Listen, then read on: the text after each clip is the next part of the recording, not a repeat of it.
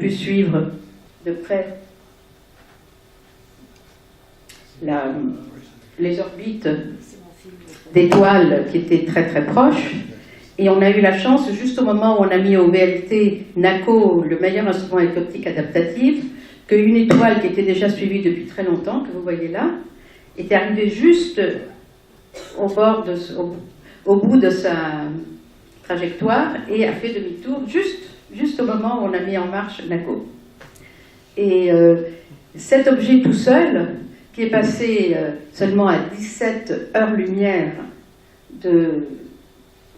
disons, du foyer de son ellipse, nous permet d'avoir une première détermination de la masse qu'il y a à l'intérieur, qui est de plusieurs millions de fois la masse du Soleil. Donc là, on ne parle pas de milliards, là, on parle de millions. C'est un trou noir beaucoup plus petit que les gros trous noirs dont je parlais tout à l'heure, mais trou noir néanmoins, et évidemment, il est beaucoup plus près, c'est notre proche banlieue. Donc,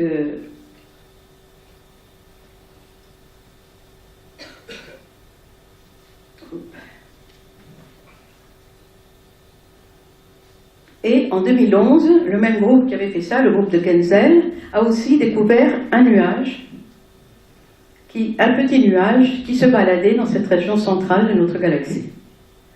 Et une fois qu'ils l'ont détecté en 2011, ils ont regardé leurs images avant, ils ont vu qu'en réalité, depuis 2004, ils le voyaient. Et voilà donc la trajectoire suivie par ce petit nuage. Et évidemment, quand il s'approche du trou noir, si trou noir il est fortement déformé par il y a un effet de marée énorme. Et là, c'est un modèle, donc on s'attend à ce qu'il suive cette trajectoire compliquée. Enfin, ce qui est intéressant, c'est que quand il est arrivé juste tout près, ça correspondrait à peu près à maintenant. Donc,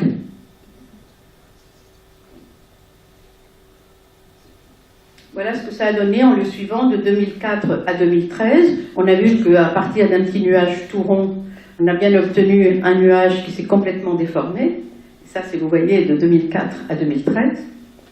Et puis maintenant, en 2014, il y a peut-être une partie de cette matière qui est allée tomber dans le trou noir. Et ça devait être, en fait, c'est ce mois-ci.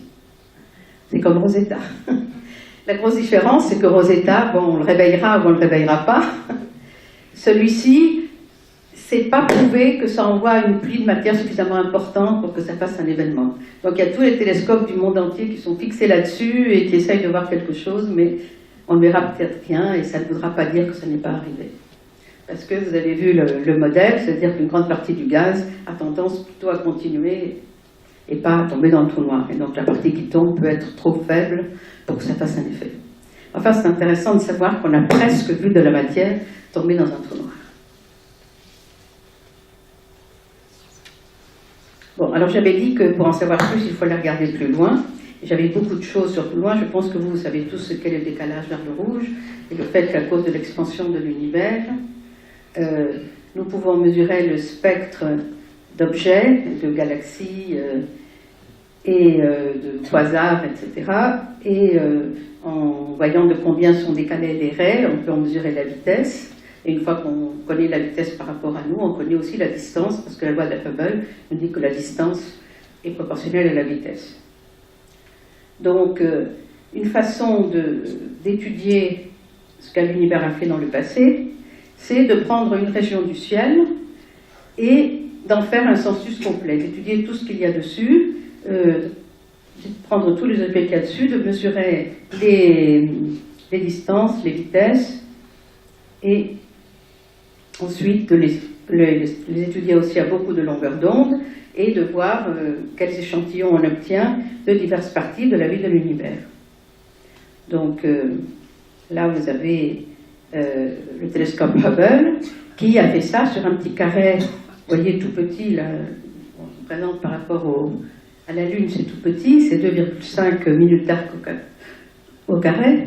Et dans cette région où on n'avait rien vu avant, après 10 jours d'observation avec le télescope spatial, on a vu 3000 étoiles, 3000 galaxies, dont quelques-unes assez lointaines. Et ensuite, tous ces objets, un par un, ont été étudiés et répertoriés. Je vais passer sur ça. Parce que...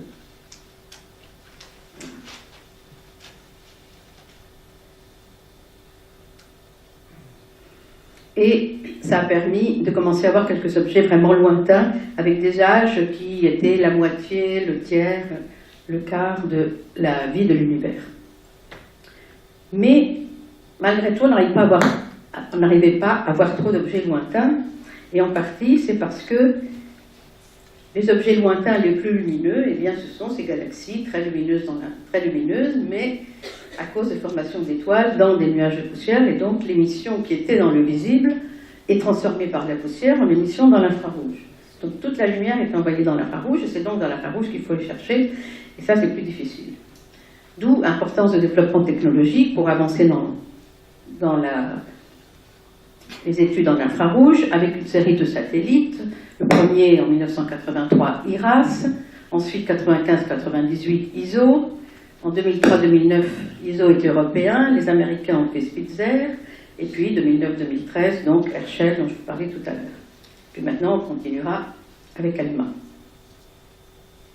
Donc c'est le premier qui avait découvert ces galaxies lumineuses dans l'infrarouge. C'est avec ISO que nous avons pu montrer que IRAS n'était pas très sensible, ne voyait que les objets proches. Nous, on a pu aller jusqu'à peu près la moitié de la vie de l'univers, et on a pu montrer qu'il y avait, quand l'univers avait la moitié de l'âge qu'il a maintenant, énormément plus de galaxies lumineuses dans l'infrarouge qu'il y a maintenant. Et donc la formation d'étoiles était beaucoup plus importante par le passé. Spitzer, encore plus puissant, a pu aller encore plus loin, jusqu'aux 2/3 de la vie de l'univers, et a trouvé qu'il y avait comme un plateau. La formation d'étoiles n'avait pas continué à croître vers le passé, mais elle était restée stable pendant quelque temps.